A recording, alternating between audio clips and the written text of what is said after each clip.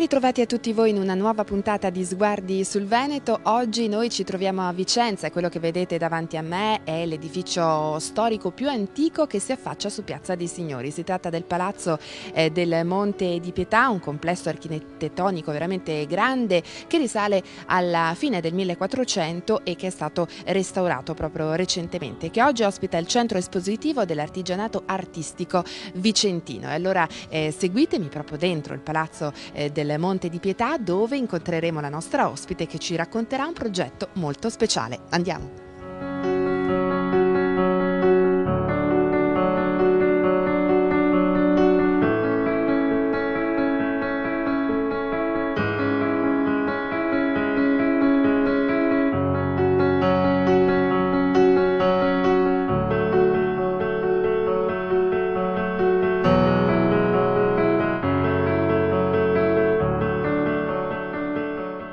Ed eccoci allora qui al primo piano con la nostra ospite di oggi, Marni Campagnaro, che è l'ideatrice del progetto di cui parliamo, Città Invisibili. Buongiorno, ben ritrovata Marni. Grazie a voi e a tutti i telespettatori. E questo è un progetto che è stato promosso dalla Regione del Veneto, ma in collaborazione anche con l'Università di Padova, in particolare appunto con il gruppo di ricerca sulla letteratura per l'infanzia, e si tratta veramente di un progetto enorme, un progetto molto ambizioso, un progetto che pensate coinvolge ben 400 comuni di tutto il Veneto e che mira soprattutto, come spiegheremo, ai più piccoli, ai più giovani, ai bambini dai 4 fino ai 14 anni. Allora, è un progetto complesso, Marni, l'hai ideato tu, quindi magari ce lo puoi raccontare proprio così, come è nato nelle sue origini e quali sono naturalmente gli obiettivi.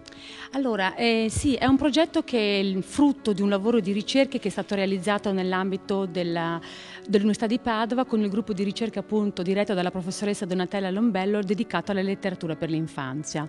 E l'idea è quella di seminare sul nostro territorio, quindi sulla regione Veneto, il frutto di tanti anni di studio e di ricerche. Quindi l'obiettivo primario del progetto è quello di promuovere la lettura, in particolar modo di libri con figure, questi meravigliosi albi illustrati, accompagnati però da un gruppo di lavoro molto corposo, fatto di pedagogisti, illustratori, autori, artisti vari, e viaggeremo attraverso 40 città e comuni del Veneto, quindi il progetto si rivolge in particolar modo alle città murate del Veneto e ai comuni che hanno la sensibilità rispetto a politiche come dire, che incoraggiano la partecipazione delle giovani generazioni. Viaggeremo da ottobre fino a giugno ottobre 2012 fino a giugno del 2013.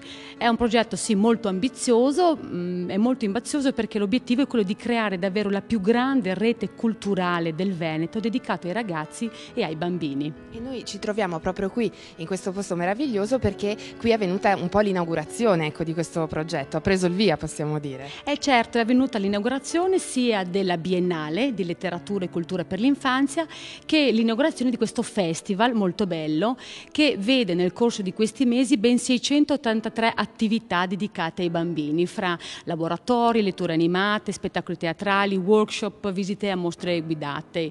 Questo palazzo peraltro si presta particolarmente bene perché con il libro ha davvero un legame molto speciale, essendo stata la prima sede della Biblioteca Bertoliana Vicentina. Certo, io so che alla base di questo progetto poi, Marni, c'è anche uno spirito particolare, cioè la volontà di in qualche modo pensare alle città appunto in cui viviamo, le città che abitiamo, al territorio e all'ambiente che tutti i giorni insomma abbiamo sotto gli occhi, ma che magari proprio per questo ci sfugge un po', no?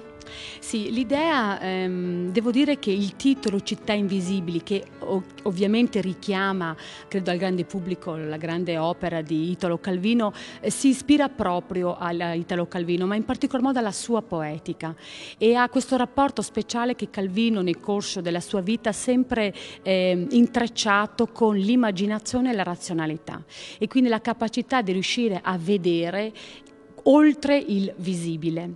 Il progetto mira proprio a questo, è una riflessione che noi proponiamo ai ragazzi e ai loro insegnanti e anche ai genitori, un nuovo modo di guardare a ciò che ci circonda, quindi ovviamente alle città in cui viviamo.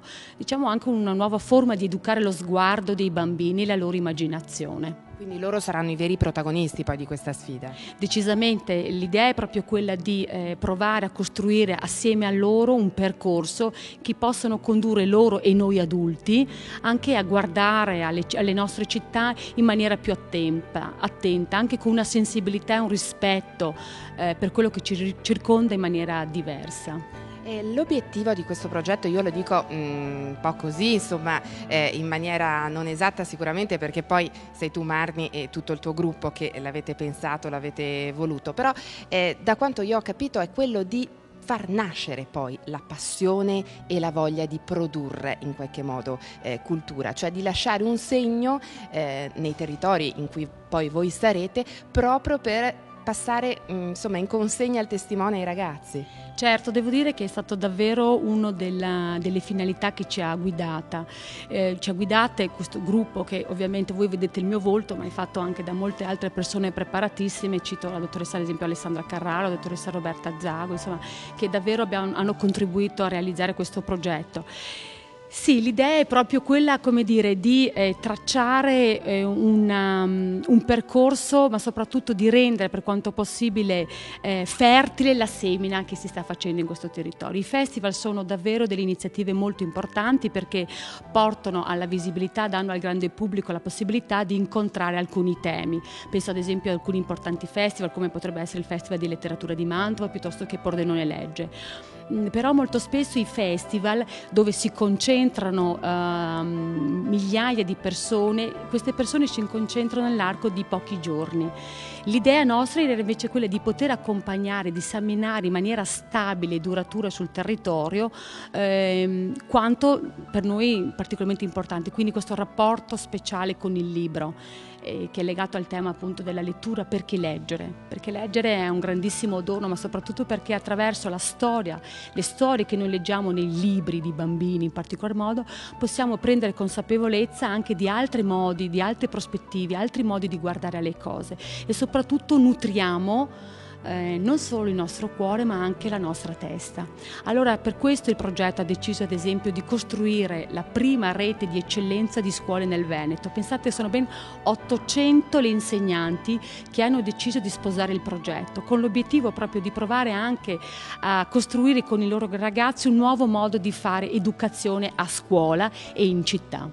Ed è per questo che il festival non si esaurisce appunto in pochi giorni e in pochi eventi, ma poi continuerà fino a giugno con vari, diciamo, chiamiamoli sottoprogetti specifici che di volta in volta verranno presentati. Vogliamo magari dare qualche indicazione, certo, qualche dettaglio? Allora, il progetto presenta 4 anime fondamentalmente. Una delle parti più significative, come ho accennato, è il progetto Rete Scuole d'Eccellenza. Noi abbiamo realizzato degli albi, dei libri speciali per poter coltivare il pensiero divergente, il pensiero analogico nei bambini. Lei si chiederà, ma cos'è il pensiero divergente? È un modo particolare di guardare alle cose, speciale, una modalità per combattere gli stereotipi e quindi di pensare. Talvolta mi chiedo, quando sono invitata nelle scuole e ho la possibilità di visitare i ragazzi, osservo con molta attenzione i disegni di questi bambini, le loro case, i loro alberi, le loro nuvole, e mi sorprende sempre notare che spesso gli alberi, le nuvole, le case dei bambini di una scuola di Vicenza sono molto simili ai bambini di una scuola di Treviso, di Verona, ma in tutta Italia. Allora credo che ci sia necessario invece coltivare nei bambini la dimensione di una immaginazione feconda e quindi la possibilità di costruire la propria casa, il proprio albero, la propria nuvola. Questi libri vanno in questa direzione, cioè l'idea di poter avere nella propria testa, far scaturire da quello di cui noi ci nutriamo, perché incredibilmente la creatività non è innata, ma si costruisce rispetto a quello che noi ci cibiamo, quindi rispetto a quello che noi guardiamo, ascoltiamo e leggiamo. Sicuramente il conformismo tende un po' a cancellarla. Ecco, l'idea è proprio quella di combattere il conformismo, invece di lavorare sulle idee feconde che possono alimentare davvero, anche proprio migliorare la qualità della nostra vita. E poi Dunque, oltre al progetto Rete Scuole d'Eccellenza, appunto, che coinvolge 800 insegnanti, noi lavoreremo assieme a pedagogisti, artisti, autori e realizzeremo la prima biennale di letteratura e cultura per l'infanzia. Sono tutta una serie di appuntamenti dedicati a genitori, insegnanti, operatori culturali e bibliotecari, in cui si trattano diversi temi: l'arte per i bambini, sia l'arte classica che l'arte contemporanea. Quindi proponiamo dei viaggi per incontrare questi grandi artisti del passato e del presente. Ci saranno poi degli incontri dedicati alla creatività, quindi al pensiero metaforico nei bambini. Ci saranno incontri dedicati ad esempio a seminari per costruire ad esempio dei rivoluzionari alfabetieri dedicati alle emozioni, degli incontri dedicati all'infanzia, quindi in qualche maniera l'idea di promuovere in maniera sostenuta il progetto ad esempio Nati per Leggere. Quindi sono davvero degli incontri molto belli per conoscere e incontrare le migliori case editrici di libri per ragazzi in Italia, quindi davvero il calendario è molto nutrito.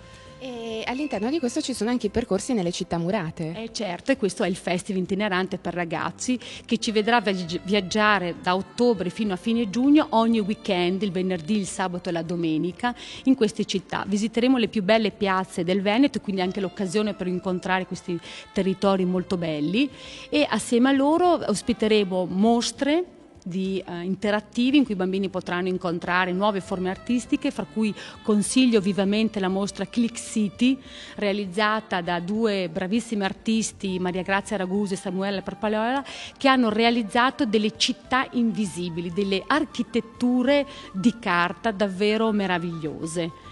All'interno di questi incontri poi ci saranno ovviamente gli spettacoli teatrali. Abbiamo realizzato una coproduzione speciale con la compagnia teatrale Ulula Teatro Animazione, dedicata proprio alle città. Ci saranno letture animate, laboratori per i più piccoli, per i più grandi, quindi è molto ricco il programma, devo dire. Allora, io vi faccio veramente i complimenti per questo bellissimo lavoro, però vi chiedo questo: in un paese in cui purtroppo si legge poco e i bimbi adesso hanno anche un sacco di nuove tecnologie a disposizione, per cui è difficile magari convincerli a restare seduti in poltrona con un libro in mano, è più facile che magari si dedichino alla PlayStation o magari alla TV. Come si va invece a trasmettere l'amore appunto per i libri ma anche per l'arte? Beh, direi che innanzitutto bisogna anche raccontare delle storie molto belle che a loro possono piacere, e quindi direi che le storie molto belle si possono incontrare. I libri con le figure sono una dimensione speciale, perché i nostri bambini sono cresciuti nella civiltà delle immagini e quindi hanno la necessità comunque di essere accompagnati, di poter nutrire anche lo sguardo dei bambini. Quindi storie belle, possibilmente con le figure, ricordandoci che il digitale non andrà, a mio avviso, a soppiantare la carta stampata, ma è un altro strumento che si aggiunge e che va a arricchire le potenzialità e la possibilità, come dire, di costruire conoscenza con i nostri bambini. Devo dire che da questo punto di vista, ad esempio, anche le aziende che ci hanno sostenuto in questo progetto sono un esempio particolarmente significativo, per cui direi che davvero lo spazio per poter lavorare in tal senso è molto ampio. Marni, quanto è importante la condivisione in questo senso, per esempio con un genitore, cioè leggere insieme un libro, sfogliarli insieme, commentare le illustrazioni? È fondamentale. Pennac dice che leggere non regge l'imperativo. Io non posso dire a un bambino leggi, però io a un bambino posso dire ti leggo una storia, e quindi la relazione è fondamentale. La relazione di un adulto, genitore o insegnante, che legge una bella storia è davvero forse il primo punto da cui partire per poter coltivare davvero l'amore per la lettura.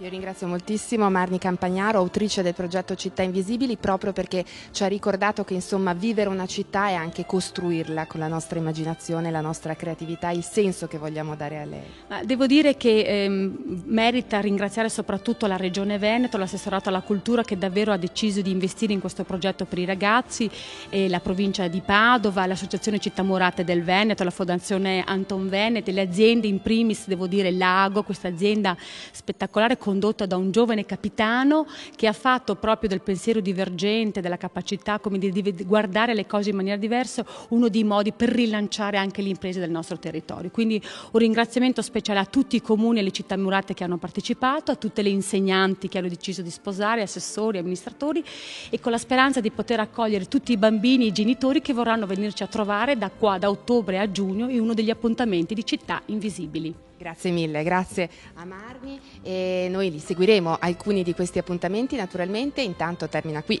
per oggi questa puntata di Sguardi sul Veneto, ma l'appuntamento è per la prossima settimana. Grazie a tutti.